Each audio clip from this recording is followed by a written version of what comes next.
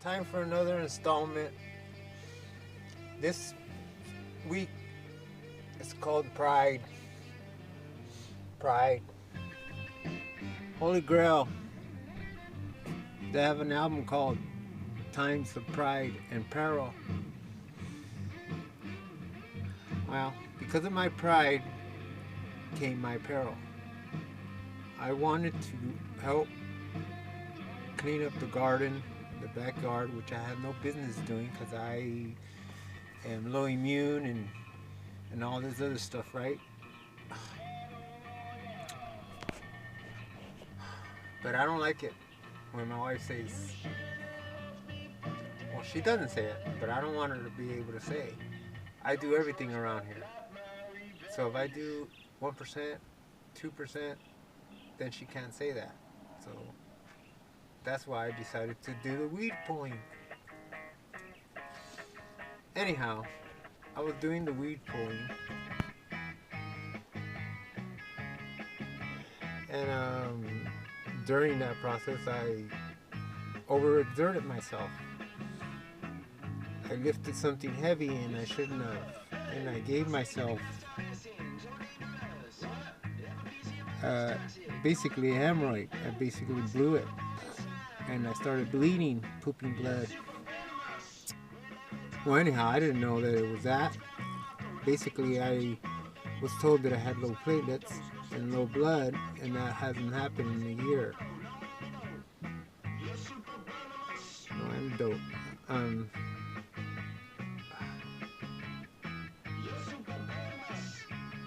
Also,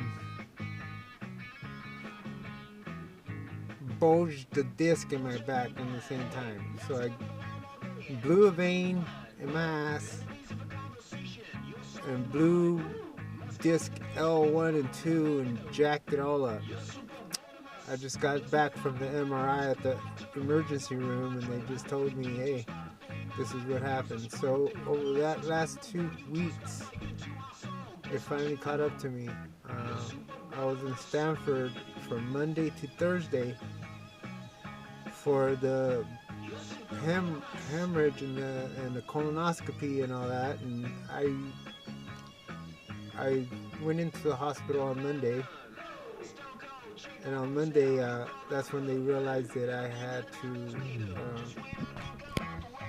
get my bloody stools checked out ASAP because I went from a 10 on the hemoglobin level to a 7 on the hemoglobin level between 11 a.m. in the morning to 4 o'clock at night. So everybody was freaking out, internal bleeding. My back was already hurting. I wasn't even thinking about that. That wasn't a concern. Got 2 units of blood, got 2 units of platelets. So because I had low platelets, the bleeding didn't stop in the hemorrhoid. So got the platelets, got the blood. My blood went back up to 11. But by then I was getting transferred to Stanford in an ambulance. Got to Stanford, the blood stopped. Basically, they check your blood every 8 hours or whatever to see if your levels went from a 12 to an 11 to a 9 to a 10. Just, like, hey, you're losing fluid, buddy, you got a leak. So that's how they identify that. So you get poked and poked and poked, and it gets so frustrating. But hey, you learn to be nice to the technicians and they won't jack you up. But then you also learn that there's some that, they're going to poke you, and no matter where they poke you, you're going to bleed, right? So they'll get their sample somehow. So I had an infection caused by long-term antibiotic use, which I happen to do. Sorry for the left eye. So they confirmed that in my diarrhea, and then they also confirmed norovirus. So I was in the hospital in Stanford and all that stuff. So anyhow, they told me not to eat so they can get me in the colonoscopy. So I had to not eat or drink anything, right? Whatever. Since it was like they were concerned I needed to get a colonoscopy ASAP, so they wanted me not to eat and drink no fluids. Well, 48 hours later, I was finally getting my freaking colonoscopy. And let me tell you one thing, after 48 hours of no water, no food, just IV lines, and sitting in bed, wondering what the heck's going on, that happened. So, they basically told me that I can go home. They said that I needed to go back and plug the leak because it might leak again. Right now, my platelets, they're scared if the platelets go low again, I'm going to start bleeding again. So I got to make sure I don't go low on the platelets and start getting platelets every week. Yay! Well, that sucks because I didn't get platelets for 4 months. I don't have a pick or a port or anything, so now they poke me in the IV, and this is what happens.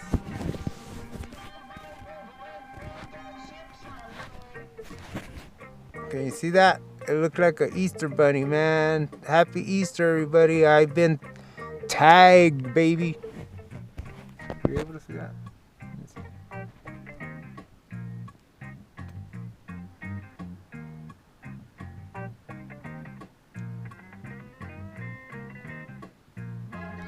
Easter bunny. There it is. That's. Oh well, that vein got his ass kicked this weekend. Or this week. Shit. So anyhow, came out of the colonoscopy hangry, and my wife threw Snickers at me. That's what happens. Better than a raw egg. Anyhow, came home. The drive home was miserable. I tried to walk out of the hospital because I was proud. There goes pride again. And I blew the rest of my back out. So the ride home was not comfortable. Came home, cried like a baby all night long. Had an appointment with a chiropractor thinking he was going to align me and unpinch the nerve. He said go to the ER, so I went to the ER. It was one of those long wait ERs, but then finally it was simple. They did an MRI. They came up to me and they said, hey, you got to go see the specialist. It's a bulge disc. Good thing I didn't need super urgency or anything like that, but it was just painful. So they give me some painkillers and some stuff to go diarrhea. So hopefully that'll go. I don't know. I was going diarrhea anyhow, so if I get painkillers, am I normal? I'm balancing it out. I was that way. Anyhow, so all that said and done, that happened this week before Easter. Today's Friday, Good Friday.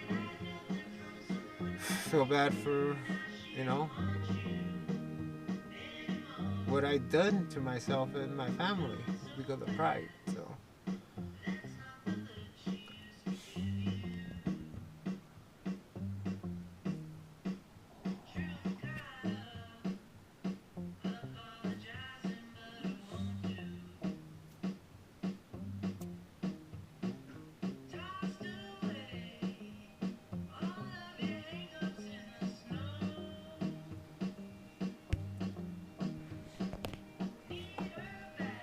So now I'm in the car. I just got home from the ER. I can't really walk that far. So I just decided to hang out in the car. Listen to some music. Sandra's going and getting a walker for me to make it easier and less painful to walk into the bed and try to get comfortable. I finally figured out how to get comfortable. Lay on my back and elevate my leg like this. This is decompressing the hip pain, and I go to a zero pain. So right now I'm in no pain. But if I move, it's just like pinching that nerve of pain, and it's like, hey buddy, right up your back, and you're like, ah. But tell you one thing, I'm working up my upper body because I'm using that for support. I'm practically walking on 3 legs out of the hospital. Pride.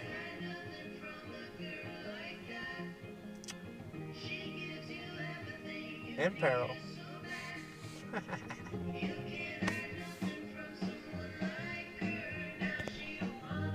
So, What's the lesson of all this? Smile. Because you get things thrown at you, accept it. Because some of those things might be good. Friendships are important. I like to say thank you if I ever met you. What else? That's it. That's all for the Pride one.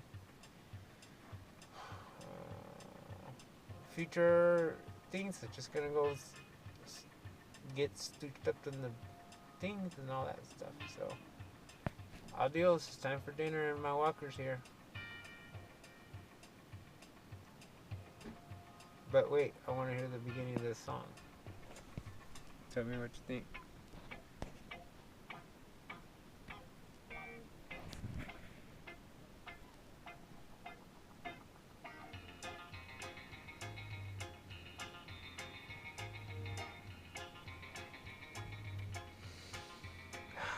It's a beautiful day, man.